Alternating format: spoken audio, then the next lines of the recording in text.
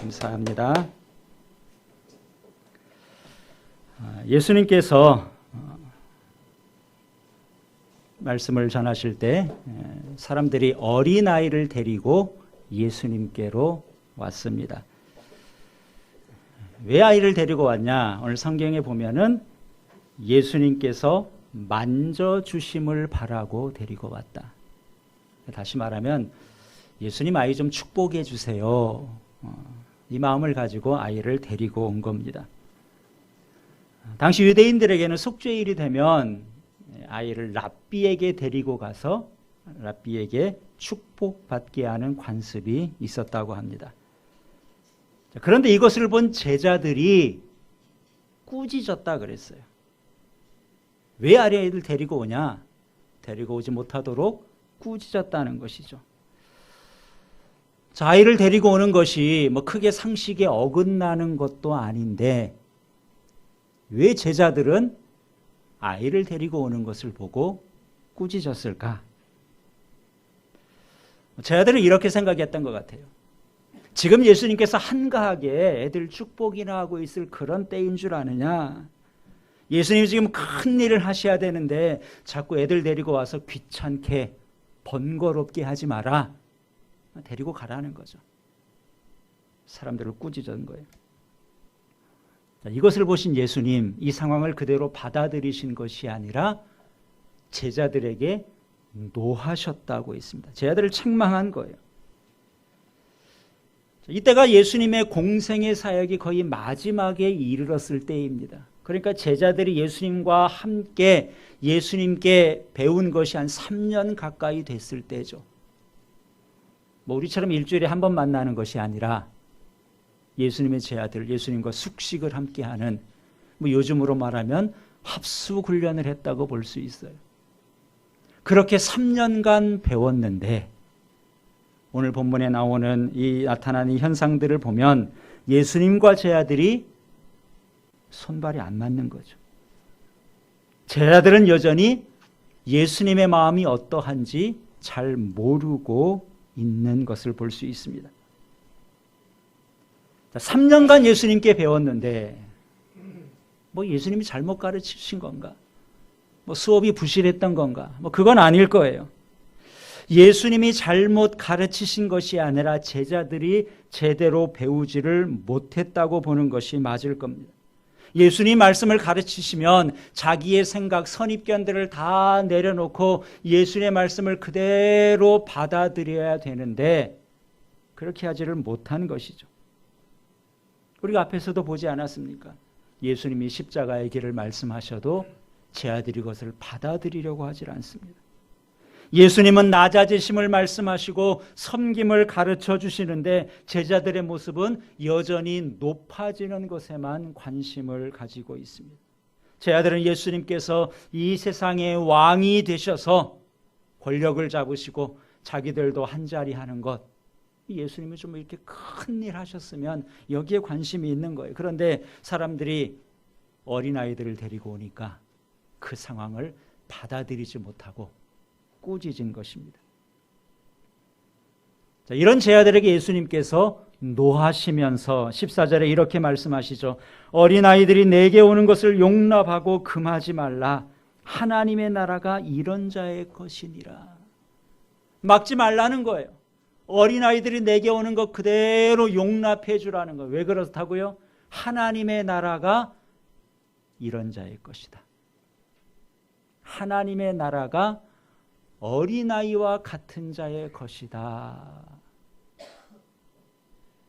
무슨 말일까요? 하나님의 나라가 어린아이와 같은 자의 것이다. 애들은 천국에 가는데 어른은 못 간다는 말일까? 그건 아니겠죠.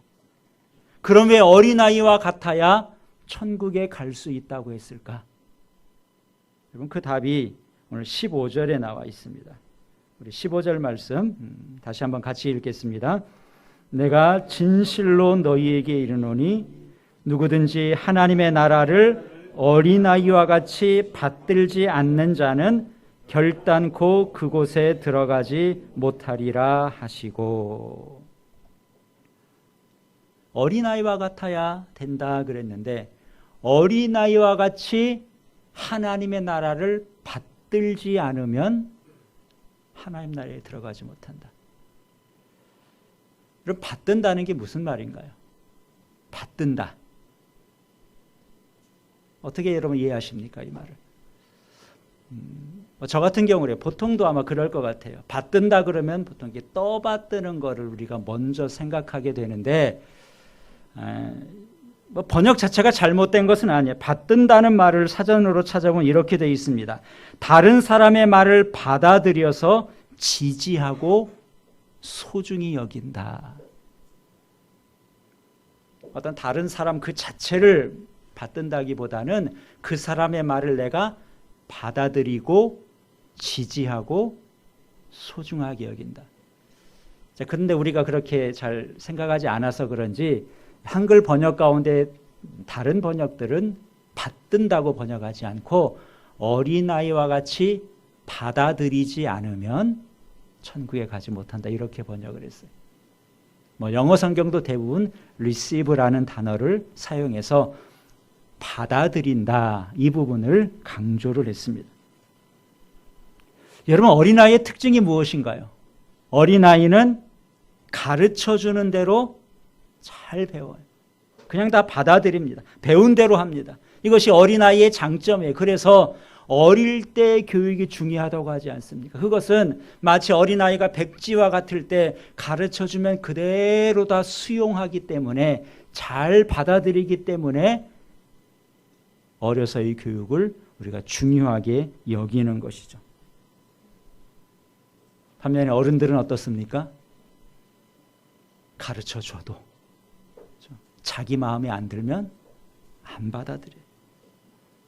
가르쳐줘도 자기 편하게 다 생각해버립니다. 그래서 우리 지난주일에 본 말씀에 예수님께서 이혼에 관한 말씀이었잖아요. 이혼 증서를 써주고 이혼해라. 이혼하라는 말이 아니죠. 이혼을 해야 된다면 그렇게라도 하라는 건데 이 말씀도 자기 중심으로 해석해서 별것도 아닌 일에 이혼 증서를 남발하고 이혼을 했다 그랬잖아요. 하나님의 말씀을 그대로 받아들이지 않고 자기 욕심대로 하나님의 말씀을 악용하고 자기 편한 대로 해석하는 것, 이것이 어른의 모습입니다. 그동안 예수님의 제자들, 예수님과 오랜 기간을 함께하면서 예수님이 전하시는 천국 복음 누구보다도 가장 가까이에서 가장 많이 들었을 거예요. 하나님 나라가 어떻다고 가르쳐 주셨습니까? 하나님 나라의 백성들은 어떻게 살아야 된다고 가르쳐 주셨나요?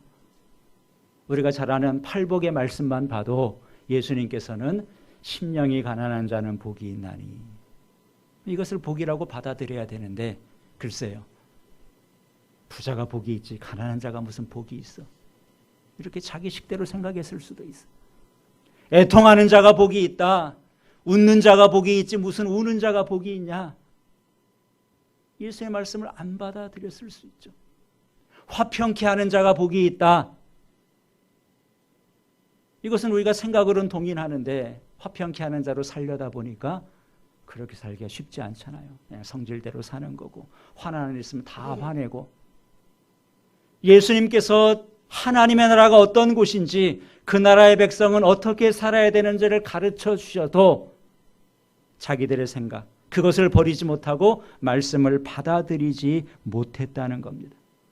정말 그동안 잘 배우고 받아들였다면 예수님께서 내가 십자가의 길을 가겠다 이렇게 말씀하시면은 그래 그동안 예수님이 하신 말씀을 보면은 나도 예수님이 그러실 줄 알았어. 좀 이렇게 반응이 나와야 될 텐데 이해를 못하지 않습니까? 우리가 앞에서 본 마가복음 8장에 보면 예수님께서 제자들에게 이렇게 말씀하십니다. 아무든지 나를 따라오려거든 자기를 부인하고 자기 십자가를 지고 나를 따라야 된다. 예수님을 따르려면 그 정도 각오를 하고 주님의 가신 길을 우리도 가야 된다고 했는데 예수님의 제자의 자리에 있으면서도 제자들은 어떻게 했습니까? 높아지는 것에만 내가 높다 높아지는 것에만 관심이 있었어요. 9장에서도 예수님이 어린아이를 안으시는 말씀이 있었습니다. 그렇죠? 어린아이를 안으시면서 예수님께서 뭐라고 하셨어요? 누구든지 내 이름으로 어린아이 하나를 영접하는 것이 나를 영접하는 것. 분명히 가르쳐 주셨어요. 그렇게 가르쳐 주셨는데 오늘 보면 10장에 와서 보니까 사람들이 어린아이를 데려오니까 그것을 견디지 못하고 꾸짖는 거죠. 예수님이 어린아이를 안고 어린아이를 영접하는 것처럼 해라. 이것이 나를 영접하는 거다. 그렇게 말했으면 그들의 생각이 바뀌어서 환영하고 어린아이들을 똑같은 마음으로 축복하는 마음이 있어야 될 텐데 그들이 전혀 배우지 못하고 있었던 겁니다. 지금까지 배운 것 많이 배우고 들을 것 다 들었지만 받아들이지 않는 거예요. 쟤들의 모습이 지독하게 변하지 않는 것이죠. 그런데 여러분 한번 잘 생각해 보세요. 이처럼 안 변하는 것이 과연 제자들만의 모습인가? 오늘 우리는 어떻습니까? 우리 하나님의 말씀을 들으면서 잘 받아들이고 있는가? 범죄한 인간은 자기중심적이에요. 욕심과 탐심을 버리지 못합니다. 말씀을 들어도 내 생각을 가지고 걸러내는 거예요. 여러분 어떤가요? 말씀을 그냥 그대로 받아들이나요? 내 생각을 가지고 그래, 아직 난 그렇게 못해. 아직 난 이대로 살 수밖에 없어. 여러분 이것이 사람이고 이것이 어른의 모습이죠. 여러분이 길을 가다가 오랜만에 친구를 만났어요. 몇 년 만에 만났어요. 야, 반갑다. 주로 그런 말 많이 하죠. 너 하나도 안 변했다. 어쩜 그렇게 똑같냐. 칭찬이잖아요. 그렇죠? 우리의 외모를 그대로 가지고 있다는 것, 몇 년 전이나 지금이나 별반 달라지지 않았다. 이것은 우리가 칭찬이에요. 듣기 좋은 말이에요. 근데 그렇게 반갑게 만나서 두세 시간 같이 이야기를 했어요. 그러면 사실 상대방에게 이런 말이 나와야 돼요. 너 참 많이 변했다. 너 전에 이렇지 않았는데 너 좀 달라진 것 같아. 너 이유가 뭐야? 여러분 우리가 신앙생활을 1년하고 2년하고 3년하고 그러니까 시간이 지나면은 그동안 우리가 말씀을 듣지 않습니까? 우리가 신앙의 훈련을 하지 않습니까? 그러면 뭔가 우리 삶에 변하는 것이 있어야 되는데 누가 나를 오랜만에 다시 만난다면 그런 달라진 모습을 나에게서 발견할 수 있어야 되는데 과연 우리는 어떤가 하는 거죠. 말씀을 들은 만큼 변하고 있습니까? 예수를 믿고 삶의 방향이나 가치관이 달라지고 있습니까? 우리가 그대로라면 우리도 제자들처럼 어린아이처럼 받지 않아서 그래요. 내 생각을 버리고 받아들여야 되는데 내 생각을 가지고 다 걸러내고 있는 것이죠. 오늘 본문에서 보여지는 제자들과 예수님이 서로 딴 생각을 하고 있는, 서로 동상이몽. 이 모습이 신앙생활하는 오늘 우리의 모습일 수도 있다는 것입니다. 지난주에도 솔로몬이 이야기를 했잖아요. 하나님, 내가 지혜가 없습니다. 선과 악을 분별하지 못합니다. 나에게 듣는 마음을 주십시오. 이 사람들을 내가 다 재판할 자신이 없습니다. 하나님 이것을 귀하게 보셨다 그랬잖아요. 자기 마음을 연 거예요. 하나님이 나에게 가르쳐 주시는 대로 내가 그대로 다 받아서 그렇게 선악을 분별하겠습니다. 어린아이와 같은 마음을 보인 것이죠. 이것이 진정한 지혜입니다. 오늘이 맥추감사주일입니다. 1년에 감사주일이 2번 있어요. 그렇죠? 맥추감사주일도 있고 추수감사주일도 있습니다.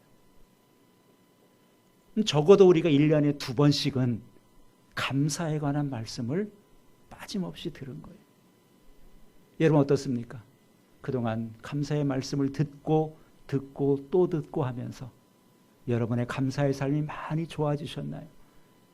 그 말씀을 그대로 받고 이전과 다른 정말 감사의 삶을 살고 계신가요? 대부분의 사람들은 감사의 원인을 환경에서 찾습니다. 내가 생각한 것이 그대로 잘 되면 그것은 감사의 제목이라고 생각해요. 물론 그것도 감사의 제목이죠. 그러나 성경이 우리에게 가르쳐 주시는 감사는 어떤 감사인가요? 범사에 감사하라. 범사에 감사한다는 것은 모든 일에 감사하라는 거예요. 근데 우리의 모든 일이 다 좋게 된다는 것은 거의 불가능에 가까운 겁니다. 그렇지 않습니까? 날마다 우리에게 맑은 날만 있다. 그러기는 쉽지 않아요. 그래서 성경이 말씀하고 있는 범사에 감사하라는 말씀은 환경을 놓고 감사하라는 것은 아니죠. 그럼 우리가 범사에 감사할 수가 없습니다. 성경이 말하는 범사에 감사는 믿음으로 감사하라는 거예요. 비록 어려운 일을 만난다 할지라도 그것을 믿음의 눈으로 바라보고 믿음으로 감사하라는 건데, 여러분 하박국 선지자 같은 경우가 어떤 감사를 합니까? 무화과 나무가 무성하지 못하고 포도나무에 열매가 없고 감람나무에 소출이 없고 밭에 먹을 것이 없고 우리의 양이 없고 외양간에 소가 없을지라도 나는 여호와로 말미암아 즐거워하고 구원의 하나님으로 말미암아 기뻐하겠다. 환경을 보면은 절대 감사할 수 있는 환경이 아니에요. 그런데 그 환경 가운데 있으면서도 나는 하나님을 바라보면 즐거워할 수 있고 기뻐할 수 있습니다. 여러분, 이것이 믿음의 감사고, 이런 믿음의 감사를 할 수 있어야 비로소 우리가 범사에 감사할 수 있습니다. 그래서 감사에 대한 정의 가운데 이런 게 있어요. 감사는 숨어서 일하시는 하나님을 볼 수 있는 시력이다. 일상적인 눈을 가지고는 감사를 못한다는 거예요. 왜요? 어려운 일들이 있을 수 있거든요. 그러나 어려운 일을 만날지라도 그 배후에서 일하시는, 숨어서 일하시는 하나님을 볼 수 있는 시력이 있다면, 영적인 안목이 있다면 비로소 우리는 감사할 수 있는 것이죠. 그래서 이것을 다른 말로 하면은 감사는 해석이다. 신앙생활은 해석이다. 이렇게도 말할 수 있습니다. 여러분, 욥 같은 경우가 어떻습니까? 하루아침에 모든 것을 다 잃은 사람이죠. 그러나 욥은 자기가 당한 상황을 다르게 해석했어요. 뭐라고 해석해요? 내가 모태에서 알몸으로 나와 싸운즉 또한 알몸으로 그리로 돌아가올지라. 주시니도 여호와시요 거두시니도 여호와시니 여호와의 이름이 찬송을 받으실지어다. 자기의 상황을 해석을 잘하니까, 믿음으로 해석하니까 도리어 찬송할 수 있었던 것이죠. 우리도 마찬가지입니다. 감사하지 못하는 이유는 환경의 탓이 아니라 믿음의 탓이에요. 믿음이 없으면 아무리 풍요로워도 그 사람은 감사하지 못합니다. 반면에 믿음이 있으면 아무리 어려워도 감사할 수 있는 것이죠. 그래서 감사의 크기는 무엇인가? 감사의 크기는 소유의 크기가 아니라 믿음의 크기다. 많이 가진 사람이 감사하는 것이 아니라 믿음이 큰 사람이 감사할 수 있다는 것입니다. 이처럼 성도의 삶은 배우면 변해야 돼요. 감사가 무엇인지 배우면 감사하는 삶으로 바뀔 수 있어야 됩니다. 낙심하고 절망하던 사람이 하나님의 말씀을 듣게 되면 소망의 사람으로 변해야 되는 거예요. 나 중심의 사람이 하나님의 말씀을 듣다 보면 다른 사람을 배려하는 사람으로 달라지는 것. 그러면 당연히 우리의 삶에 이런 모습이 있어야 되는 것입니다. 근데 실제는 그렇게 된다는 게 참 힘든 거예요. 왜 그렇습니까? 내가 말씀을 받아들이고 순종하려다 보니까 그것이 나에게 유익이라고 생각하면 되는데 손해라고 생각할 때가 있어요. 성경에 보니까 섬기는 삶을 살라 그래요. 그렇죠? 용서하라 그래요. 용서하면 내가 손해 아닌가? 섬기는 건 내가 왜 섬겨야 되지? 섬기는 삶, 내가 손해보는 것 아닌가? 옳다는 생각은 해도 그것이 힘들다, 어렵다, 내 삶에 유익이 될 것 같지 않으니까 선뜻 그 말씀을 받아들이고 순종하지 못하는 것입니다. 저 오늘 본문에서 예수님께서 어린아이를 금하지 말라 이렇게 말씀하시고 아이들을 축복하시죠. 또 오늘 본문 뒤이어서 나온 말씀이 뭐냐 하면 부자 청년의 이야기예요. 부자 청년이 예수님을 찾아와서 질문을 했습니다. 선생님, 내가 무엇을 해야 영생을 얻을 수 있겠습니까? 그랬더니 예수님께서 계명을 지켜라. 살인하지 말라, 간음하지 말라, 도둑질하지 말라, 이런 계명들을 잘 지켜라. 그러니까 이 사람이 저 그런 계명들은 어려서부터 열심히 지키고 있습니다. 그러니까 예수님께서 이 사람에게 한 가지를 더 이야기를 해주십니다. 여러분 10장 21절을 한번 보시겠어요? 10장 21절 말씀을 우리 같이 읽습니다. 예수께서 그를 보시고 사랑하사 이르시되 내게 아직도 한 가지 부족한 것이 있으니 가서 내게 있는 것을 다 팔아 가난한 자들에게 주라. 그리하면 하늘에서 보화가 내게 있으리라. 그리고 와서 나를 따르라 하시니. 자, 이 사람에게 예수님께서 내게 있는 것을 팔아서 가난한 자들에게 줘라 이 말씀을 하셨어요. 쉽지 않은 말씀이죠. 근데 예수님께서 왜 이 말씀을 하셨는가? 뭐라고 하셨어요? 그를 사랑하사 이르시되. 사랑해서 주신 말씀이라는 거예요. 이 사람이 부자인 것이 배 아파서 네 것 팔아서 나눠줘라 그런 것이 아니라 이 사람을 정말 사랑해서 이 사람을 위해서 또 좀 가난한 자들을 도와라 이렇게 말씀하신 거예요. 그것으로 끝이 아니라 네가 그렇게 하면 하늘에서 너에게 보화가 있을 거다. 자, 이 정도면 예수님이 나를 사랑해서 주신 말씀이고 내가 내 것을 다른 사람에게 나눠줄지라도 하늘에서 나에게 보화로 채워준다면 받아들일 만하잖아요. 그런데 이 사람은 어떻게 합니까? 22절에 보니까 그 사람은 재물이 많은 고로 이 말씀으로 인하여 슬픈 기색을 띠고 근심하며 가니라. 받아들였다는 거예요? 받아들이지 않았다는 거죠. 그 이유는 재물이 많아서, 재물이 아까워서. 내가 예수님의 말씀을 받아들이면 손해라고 생각하는 거예요. 하늘에서 보화가 있다는 것, 당장 나에게 주어지는 것도 아니고 그렇게 하지 못하는 거예요.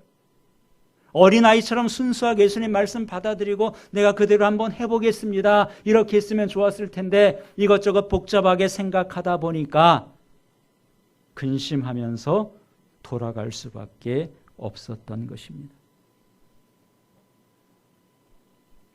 여러분 어떻게 생각하시나요? 이 사람이 지혜로운 사람인가요? 어리석은 사람인가요? 너무 질문이 어렵습니까? 지혜로운 사람이에요? 어리석은 사람이에요? 어리석은 사람이에요. 남의 일이라고 우리가 쉽게 말할 수 있습니까? 우리가 볼 때 분명히 어리석은 사람이죠.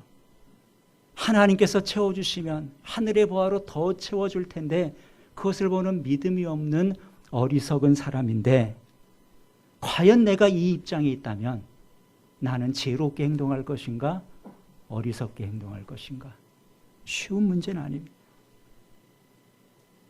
만약에 이 사람이 이렇게 주저하면서 돌아갔어요. 이 상황을 돌아가서 가족들을 만나고 다른 사람을 만나서 이야기했다면 주변 사람들이 뭐라고 했겠어요? 야, 너 왜 이렇게 어리석게 했냐? 이렇게 말하겠습니까? 다행이다. 섣불리 한다고 하지 않고